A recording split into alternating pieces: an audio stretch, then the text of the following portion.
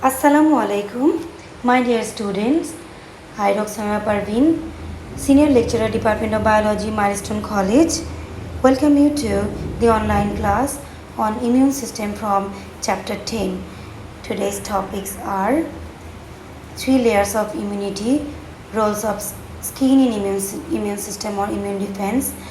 And after learning today's class, today's class we'll get to know several aspects of immunity in basic, different layers of defense against the pathogens and antigens, and thirdly, skin as a barrier for the germs or disease causing agents to enter the body. So let's get started. What is immune system or immune defense? The immune defense is the specific, special system or defense system which helps us to keep outside of different disease or pathogenic attacks mainly. And there are three types of immune defense, first line immunity or second line immunity or third line immunity.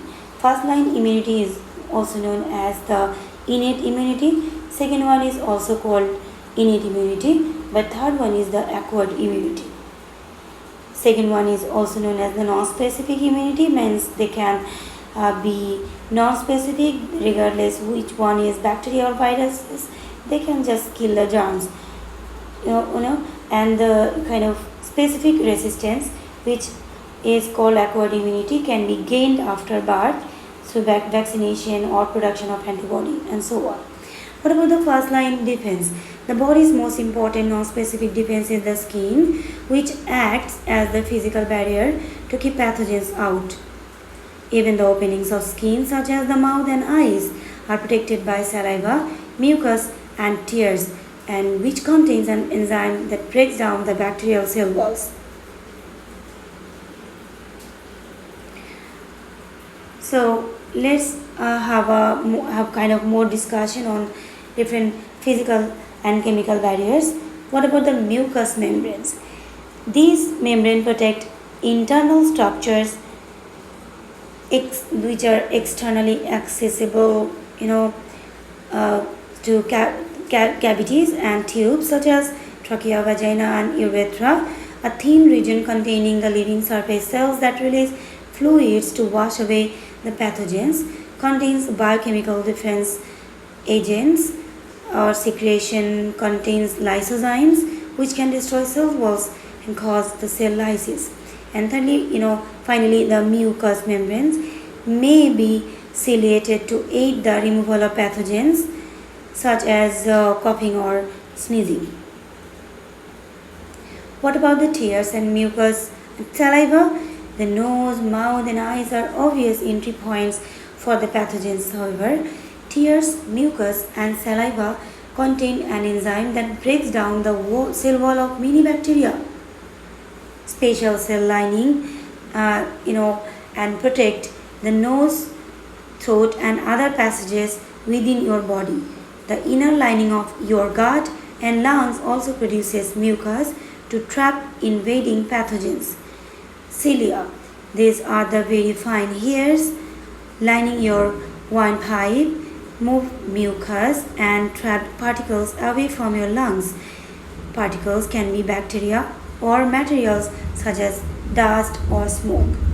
Hydrochloric acid, the very strong acidic substance found in stomach which kills bacteria and parasites, when they are engulfed or swallowed.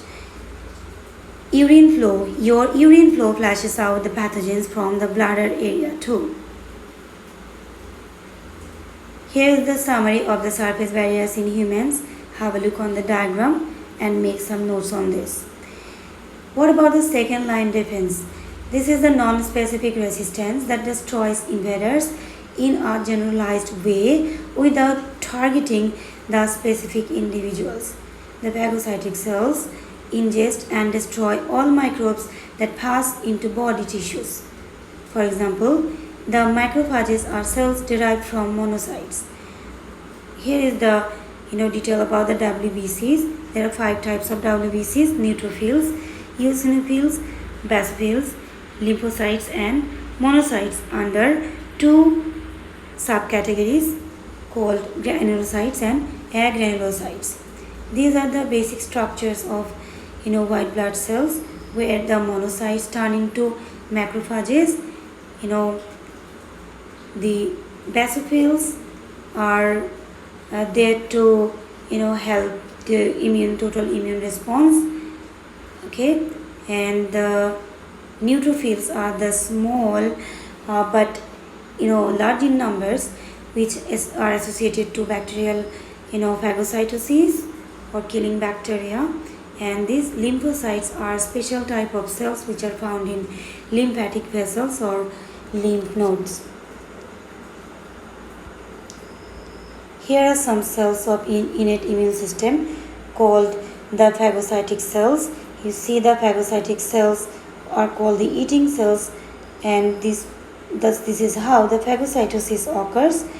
For example, this is the phagocytic cell which is engulfing the virus or bacteria, and they can ingest means they can engulf, and finally the phagocytic cell is digesting the pathogen, and phagosome occurs here. Phagosome means the vacuole, and finally they can destroy the virus or bacteria, and the absorption of pathogen or phagosome is absorbed by the cell itself. That's how phagocytosis occurs, and the details will be discussed in the next topic. The dendritic cells are kind of amoeboid cells which are located in the different tissues, and they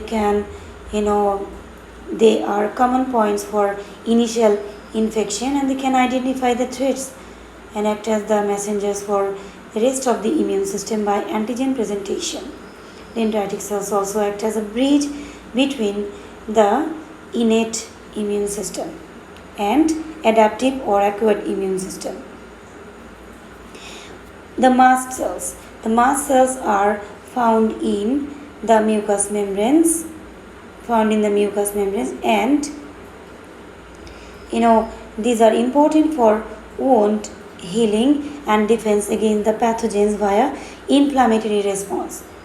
That means inflammation means swelling or getting heated in surface area, or this area where any kind of bruise or wound occurs.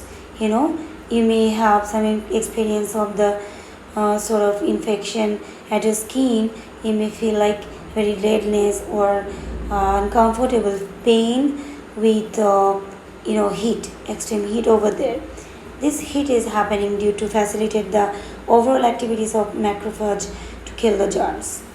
When mast cells are activated, they release cytokines and granulates that contain the chemical molecules to create an inflammatory cascade. Mediations such as histamine cause the blood vessels to dilate, increasing blood flow and cell trafficking to the area of infection. The cytokines released during this process act as the messenger service, alerting other immune cells like neutrophils and macrophages. So, there are another cell known as the mast cell.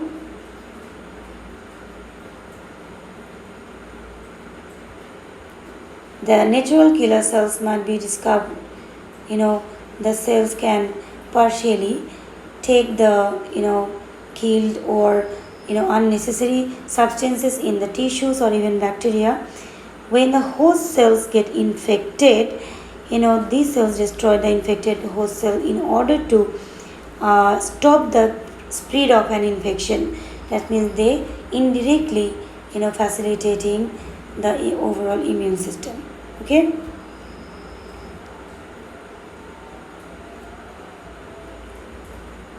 The complement system. The complement system, also called the complement cascade, is a mechanism that complements the other aspects of immune response.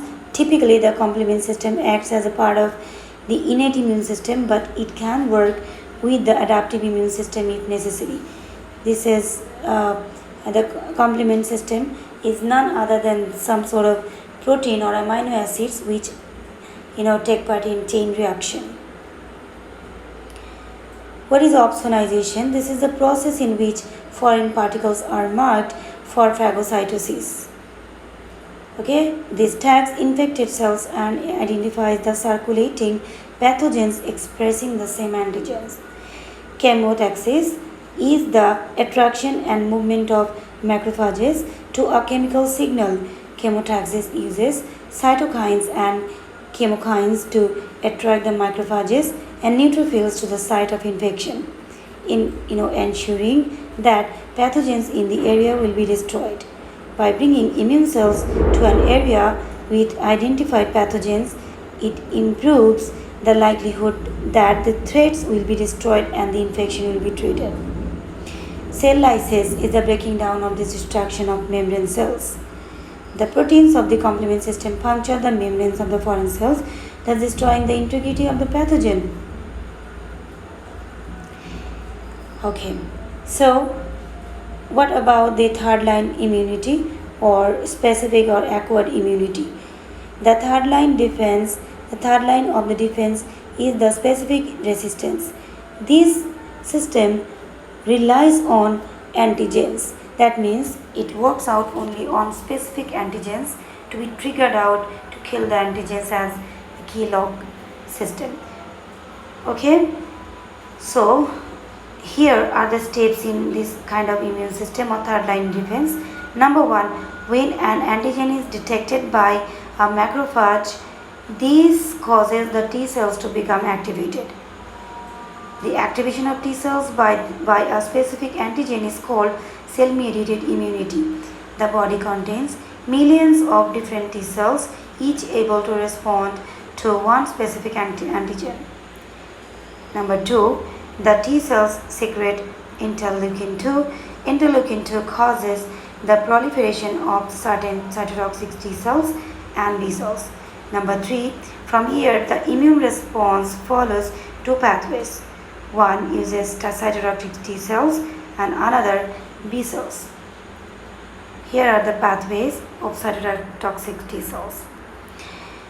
Now the next point came, or today's topic was on the roles of specific roles of skin in immune system.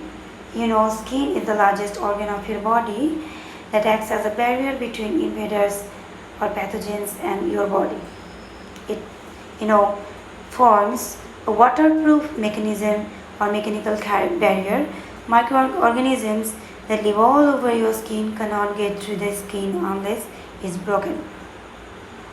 These are the diagram of the skin to easily understand that how much layers are there to protect overall immune system.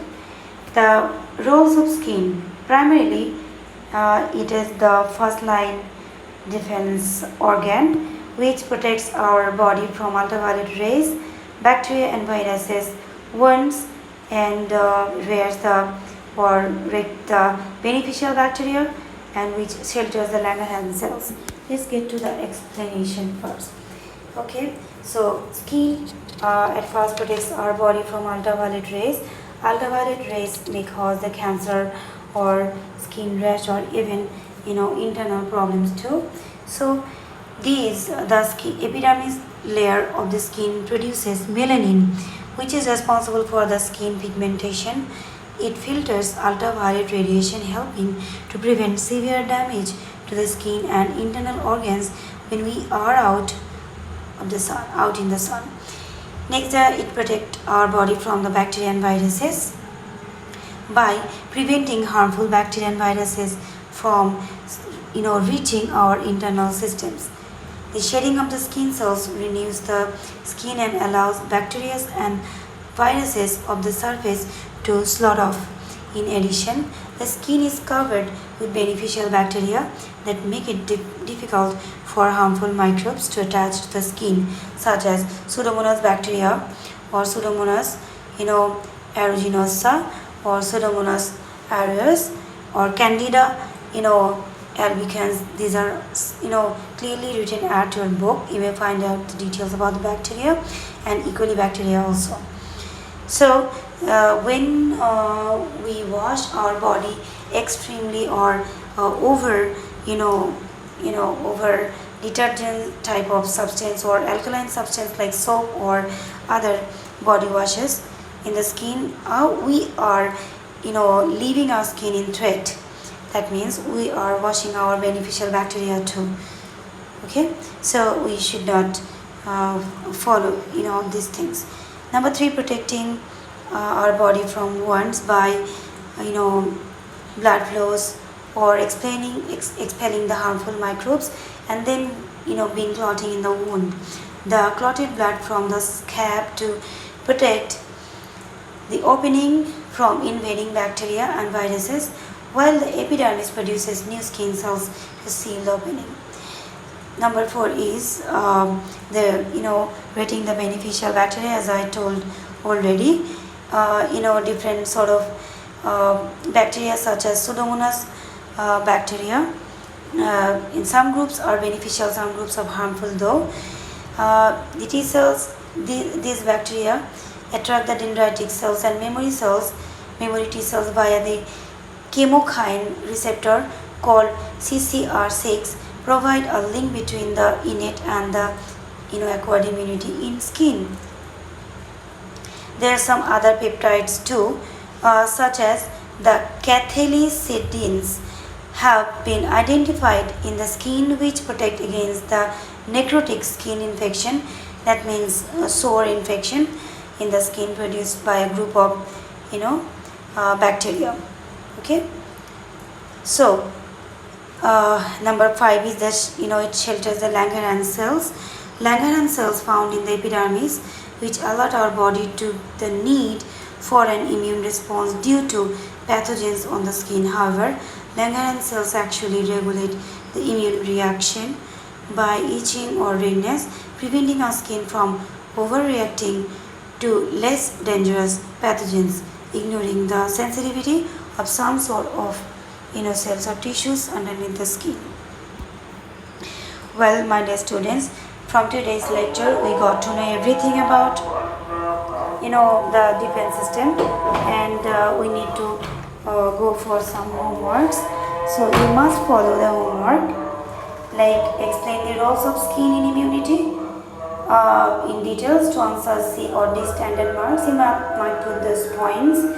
And in addition, I suggest you to go for the basic information written at the first pages of your book to understand overall immune system.